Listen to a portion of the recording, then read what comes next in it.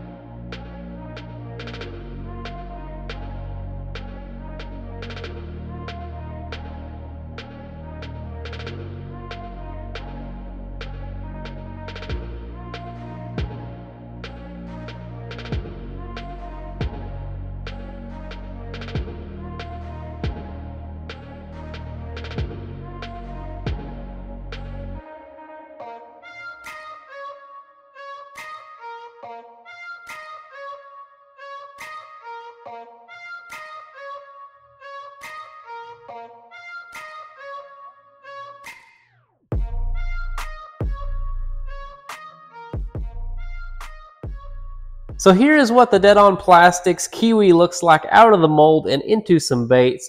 They look absolutely awesome. You can see all that green to brown color shift. It's a really neat effect, and I think you guys are going to like that. If you wanted to back off of the green flake a little bit, I would not blame you.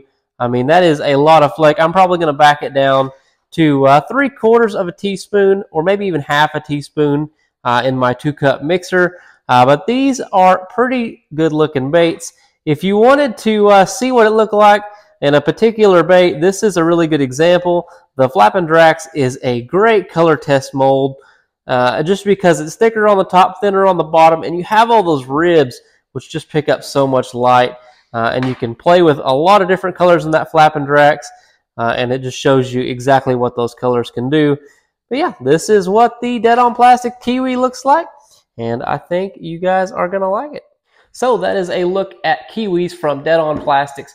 Amazing color. I wasn't sure how much you'd be able to see the color shift being from green to brown. Those are both pretty subtle colors, but you can see it just fine. And if you want to use this recipe, like I said, I gave it here in the video. Feel free to make something similar, or if you want to make an exact copy, I don't care.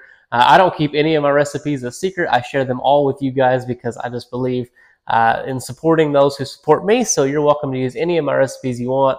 I have no problem with that. If you want to pick up this color for yourself, I'll leave a link in the description to Dead On Plastics where you can head on down here. This color is called Kiwis, and that is what it looks like. And this is just a pretty small container of it. If you want to use any of the molds we use today, I'll leave a link to Epic Bait Molds in the description as well. They are an amazing group of people who have an amazing product, so be sure to check them out if you do want to.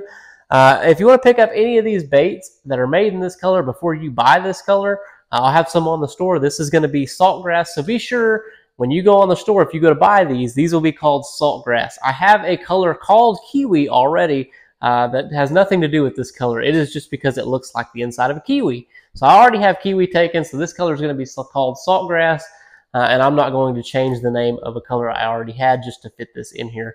So these are going to be called saltgrass on the store. Be sure that if you're trying to buy this color that you don't accidentally buy the color called Kiwi, because they are completely unrelated and they don't look the same.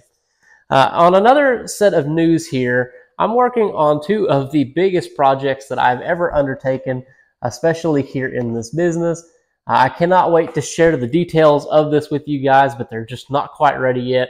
I'm hoping within the next month that both of these projects will be coming to a close. I know for sure one of them should be done. I think the other one will be done as well, and I'm going to share them with you guys. These are two things that to the bait making community are such an unknown that I cannot wait to bring the process of these two things to you guys. So you're going to want to stick around for that, especially if you're trying to do this as a business. So stick around for that. These are two things I do think that you guys are really going to want to know about.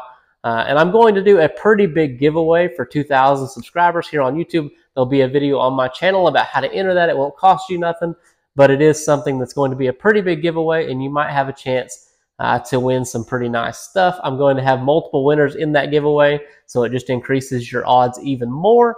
So definitely stick around for that. Like and subscribe. It does help the channel out. Every single dollar you guys do spend on the store goes right back into this business and into this YouTube channel so that I can keep making more content for you guys and we can keep exploring new colors.